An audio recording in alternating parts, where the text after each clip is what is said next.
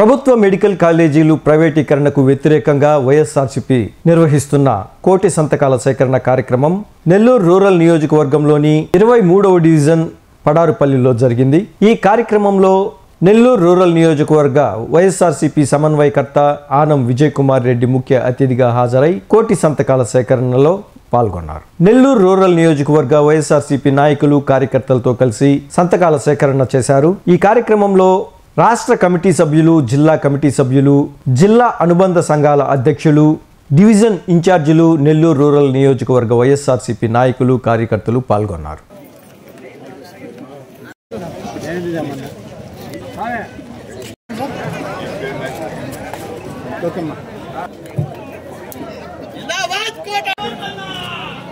Okay sir.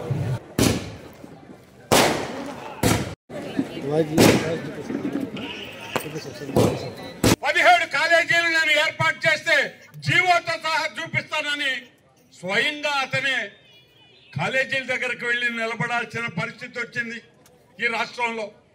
ఇదిగోని 17 medical కాలేజీలు ఆయన ఈ విధంగా అయ్యా నేను తీసుకొచ్చింది నిజం. ఈ రాష్ట్ర ప్రజల కోసం 17 మెడికల్ కాలేజీలు కూడా విభిన్న స్థాయిల్లో నిర్మాణంలో ఉన్నాయి అని చెప్పి చూపించినటువంటి పరిస్థితి వస్తే ఏమి చెప్పాలో తెలియనటువంటి ఈ కూటమి నేతలు ఏం చెప్పాలనేది అర్థం కాక అయ్యా ఈ రోజు మా దగ్గర డబ్బు లేదు, ఈ 1,000 కోట్ల రూపాయలు దాదాపు 3,000 4,000 మేము ప్రభుత్వం తరఫున పెట్టలేము, ఆ కాలేజీలు కట్టలేము కాబట్టి ప్రైవేటు వాళ్ళకి ఇస్తామంటున్నారండి. అది కూడా ఏ రకంగా అంటే 850 ఎకరాలు ఉన్న ఈ 17 కాలేజీలు ఎకరా 100 రూపాయలు మక్తా తీసుకుంటున్నారండి. ఎకరా 100 రూపాయలు కౌలుకిచ్చి 1,000 కోట్ల రూపాయలతో ప్రజల ధనం, ప్రభుత్వ ధనం ఆ కాలేజీలు నిర్మాణం చేసి ఈ రోజు ప్రైవేటు వాళ్ళకి ఇచ్చేస్తే 33 సంవత్సరాలకి దానిలో ధరలు ఎలా ఉంటాయి అనేది ఒక్కసారి చూడండి. ఎక్కడో పడలేదండి, నెల్లూరులో చూడండి. ప్రైవేటు మెడికల్ కాలేజీ మన హాస్పిటల్స్ ఉన్నాయి. ఒక అపోలో ఆసుపత్రి, ఒక సింహపురి, ఒక బొల్లినేని హాస్పిటల్, ఇవన్నీ ప్రైవేట్ ఆసుపత్రులు అండి, కార్పొరేషన్ హాస్పిటల్స్. పేదవాడు దాంట్లో పోయి ఒక ఆపరేషన్ అంటే లక్షల రూపాయల్లో బిల్లులు. అందుకనే ఈ గవర్నమెంట్ మెడికల్ కాలేజీలు కడితే ఆ మెడికల్ కాలేజీలకి అనుబంధంగా పెద్ద హాస్పిటల్స్ వస్తాయి. ఎస్సీ సుబ్బారెడ్డి మెడికల్ కాలేజ్ అంటే మన టౌన్ లోనే ఉంది. నెల్లూరు పెద్ద ఆసుపత్రిని దానికి అనుసంధానం చేశారు. కొత్త భవంతులు అతి పెద్దవి 2 కట్టారు. డాక్టర్లు ఉన్నారు, అక్కడ పాఠాలు చెప్పే ప్రొఫెసర్లు ఉన్నారు. ప్రతి ఒక్కరు మిషన్లతో పాటు అన్ని ఈ రోజు అందుబాటులోకి తీసుకొని వచ్చారు. పేదవాళ్ళు ఎవరైనా ప్రమాదకరమైన జబ్బులు వస్తే ఆ రోజు ఆ మహానేత రాజశేఖర్ రెడ్డి గారి ఆలోచన ఆరోగ్యశ్రీ 5 లక్షల రూపాయలు పేదవాళ్ళకి ఇస్తాము మేమని చెప్తే జగన్మోహన్ రెడ్డి గారు దాన్ని 25 లక్షల రూపాయలకు పెంచారండి. ఈ ధరల్లో ఆపరేషన్లకు డబ్బు చాలదు, వాళ్ళ వైద్యానికి డబ్బు చాలదనే ఆలోచనతో 25 లక్షల రూపాయలకి జగన్మోహన్ రెడ్డి గారు పెంచితే కూటమి ప్రభుత్వం నిన్న మొన్న ఈ శ్రీకి డబ్బులు ఇవ్వకపోతే ఆరోగ్యశ్రీ నడుపుతున్నటువంటి ప్రతి ఒక్క హాస్పిటల్ ఈ రాష్ట్ర వ్యాప్తంగా మూతపడిపోయినాయండి. ముఖ్యంగా ఈ మెడికల్ కాలేజీలు అనేది ఒక 4 రోజుల క్రితం ఉన్న సామాగ్రి అంతా అర్ధరాత్రి లూటీ చేసి గుంటూరు కాలేజీలకు పంపించేశారు, గవర్నమెంట్ కాలేజీలకు.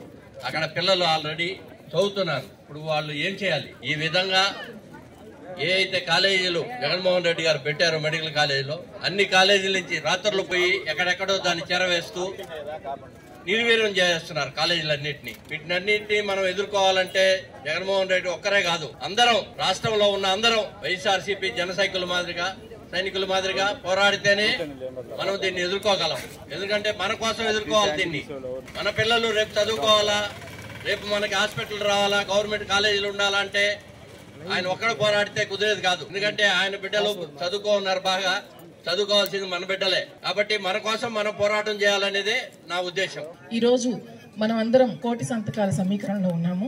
కోటి సంతకాలు ఎందుకు అనేది ఒక్కసారి ప్రజలందరూ ఆలోచించాలి. విద్యా వైద్యం ఎక్కడైతే ఉచితం ఉంటుందో ఆ రాష్ట్రం సుభిక్షంగా ఉంటుంది.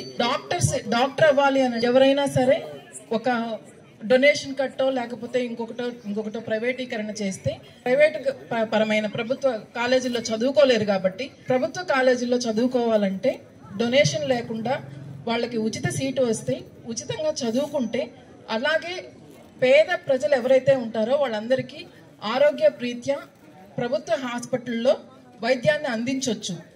మనము ఏదైతే ఈ ప్రైవేట్ హాస్పిటల్ల ప్రైవేటీకరణ జరుగుతుందో దాని కూటమి ప్రభుత్వం ఎంత అన్యాయంగా అక్రమంగా ప్రజల్లోకి తీసుకొని వచ్చి ప్రైవేటీకరణ చేస్తే ఇంకా మీకు లాభం అని చెప్తుంది. అది ఎంతో అన్యాయము, అక్రమము.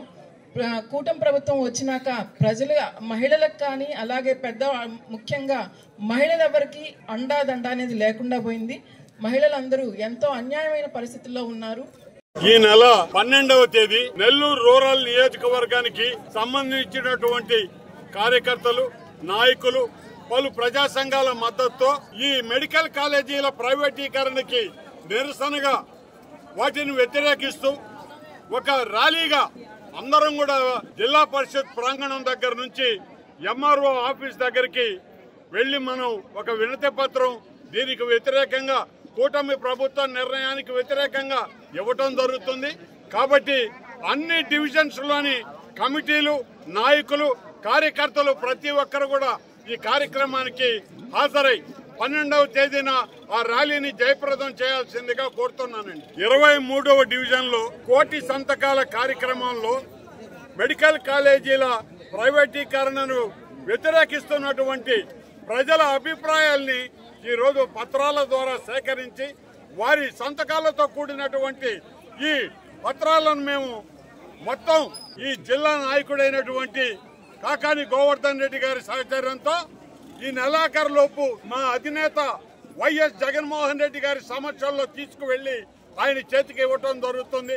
మరి దాదాపుగా ఒక నియోజకవర్గానికి 60,000 సంతకాలతో కూడిన ఈ అభిప్రాయ పత్రాలు సేకరించి ఇవ్వాలనేటటువంటి మా ఆలోచన ఎంతో సునాయాసంగా ప్రజల మద్దతుతో అది పూర్తి కాబోతా ఉంది అని చెప్పి మనవి చేస్తూ, మరి ఈ కార్యక్రమం తర్వాత ఈ రాష్ట్ర వ్యాప్తంగా వేలాదిగా ఉన్నటువంటి ఈ అభిప్రాయ సేకరణ పత్రాలను జగన్మోహన్ రెడ్డి గారు రాష్ట్ర గవర్నర్ తో కలిసి వారికి ప్రజాభిప్రాయం ఈ విధంగా ఉంది, ప్రైవేటీకరణ ఆపండి అని చెప్పి గవర్నర్ గారిని అభ్యర్థించడం జరుగుతుందని మనవి చేస్తూ, అందరికీ కూడా ఈ రోజు అభిప్రాయం తెలిపినటువంటి ప్రజానీకానికి కృతజ్ఞతలు తెలుపుతూ